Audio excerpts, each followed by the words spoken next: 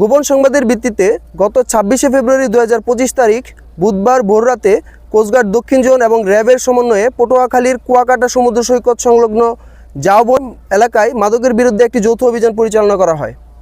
অভিযানে উক্ত এলাকায় সন্দেহজনক কয়েকটি বস্তা তল্লাশি করে আনুমানিক ৯ কোটি টাকার ৩ লক্ষ পিস ইয়াবা জব্দ করা হয়। জব্দকৃত ইয়াবার আইনানুগ ব্যবস্থা গ্রহণের জন্য কলাপাড়া থানায় একটি মামলা করা হয় এবং নমুনা হিসেবে ২০ পিস ইয়াবা সংশ্লিষ্ট থানায় জমা দেওয়া হয়। পরবর্তীতে চিফ জুডিশিয়াল ম্যাজিস্ট্রেট পটুয়াখালী স্মারক নং 2841/5 তারিখ ১০ এপ্রিল ২০২৫ মোতাবেক কোস্টগার্ড দক্ষিণ জোনে রক্ষিত ২,৯৯,৯৮০ পিস ইয়াবা ধ্বংসের নির্দেশনা প্রদান করা হয়। প্রাপ্ত নির্দেশনা মোতাবেক অদ্য ১৭ এপ্রিল ২০২৫ তারিখ সকাল ১০টায় বাংলাদেশ কোস্টগার্ড বেস ভোলায় নির্বাহী ম্যাজিস্ট্রেট ভোলা এবং সহকারী পরিচালক মাদকদ্রব্য নিয়ন্ত্রণ অধিদপ্তর ভোলা এর উপস্থিতিতে ২,৯৯,৯৮০ পিস ইয়াবা ধ্বংস করা হয়। উক্ত কর্মকাণ্ডে অভিযানে অংশগ্রহণকারী র্যাব সদস্যবৃন্দ অংশগ্রহণ করেন।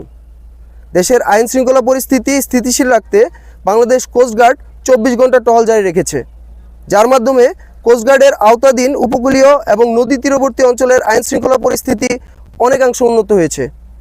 কোস্টগার্ড ভবিষ্যতে এ ধরনের অভিযান অব্যাহত রাখবে।